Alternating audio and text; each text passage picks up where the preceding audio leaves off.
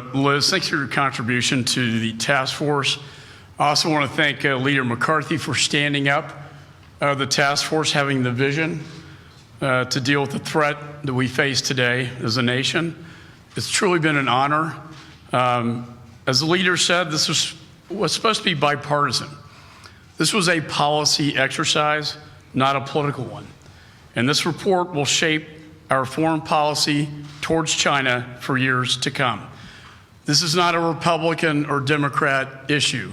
This is an American issue first and foremost.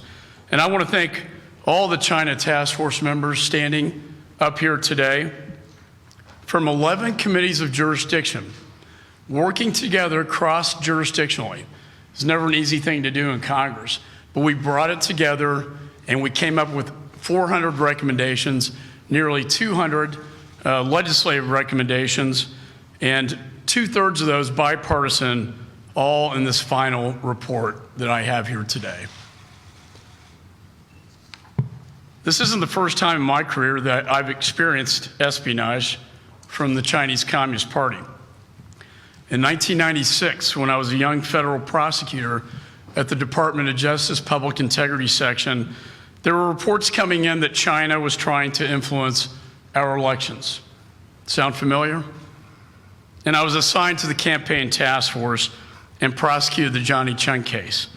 He pled guilty, and then he started to cooperate in what was probably the most fascinating prosecution that a young guy at that time could have had.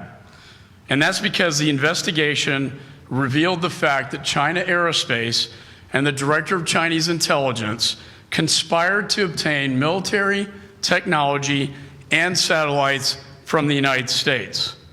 Long story short, the PRC deposited money in Chung's Hong Kong bank account that he used to then influence a 1996 election. This is not time a foreign power has attempted to influence a presidential election, and it certainly will not be the last.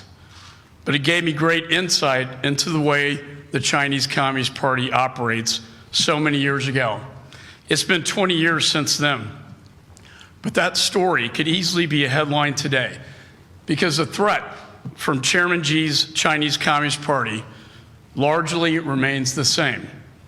However, today it's more aggressive, it's more expansive, it's more sophisticated, and it's better resourced.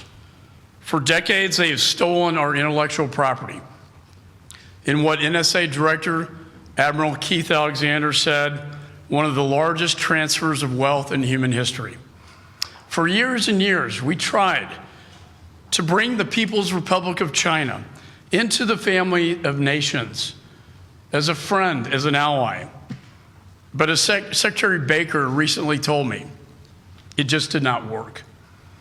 And recently, the Houston consulate of China was shut down after they got caught stealing biomedical research from MD Anderson in my home state, while at the same time attempting to steal the COVID vaccine, using it as a hub for espionage, stealing our vaccine so they could save the world from the very virus that they brought to the world. That is why this China Task Force report is so important, and it focuses on our foreign policy with the Chinese Communist Party. Whether it's our military posture with China, to countering their Belt and Road Initiative, to condemning their human rights violations every day, to supporting the protesters in Hong Kong and the threatened countries like Taiwan and Tibet in the Himalayas, to countering the CCP's 100-year marathon for global and military dominance. And for decades, the United States and its allies have been asleep at the wheel until COVID-19. COVID created an awakening experience for the American people, and the sleeping giant has finally awoken. And they took what could have been a local outbreak, as Whip Scalise said, and covered it up and hid the evidence, and it turned into a global pandemic.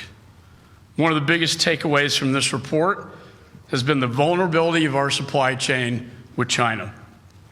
When the United States and our allies called for an independent investigation into the origins of the pandemic, the CCP weaponized their control of the supply chain, threatening to withhold vital supplies from the United States.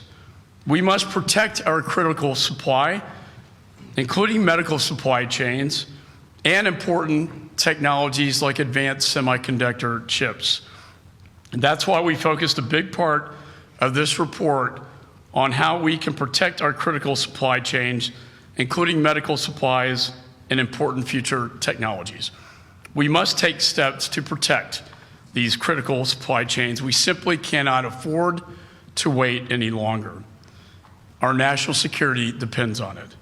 The Chinese Communist Party is the greatest long-term threat to the interests of the United States of America.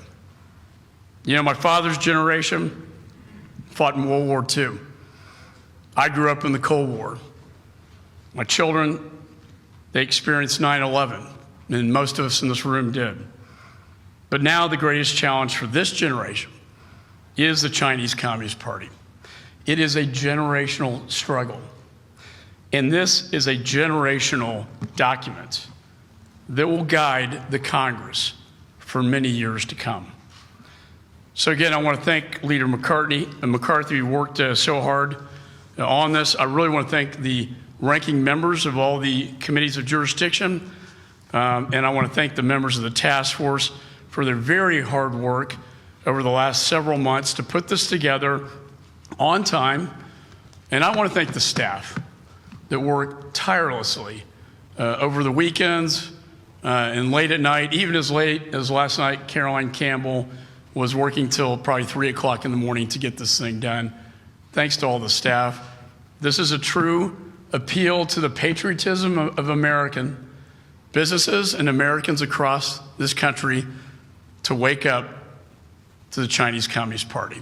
And with that, I yield back.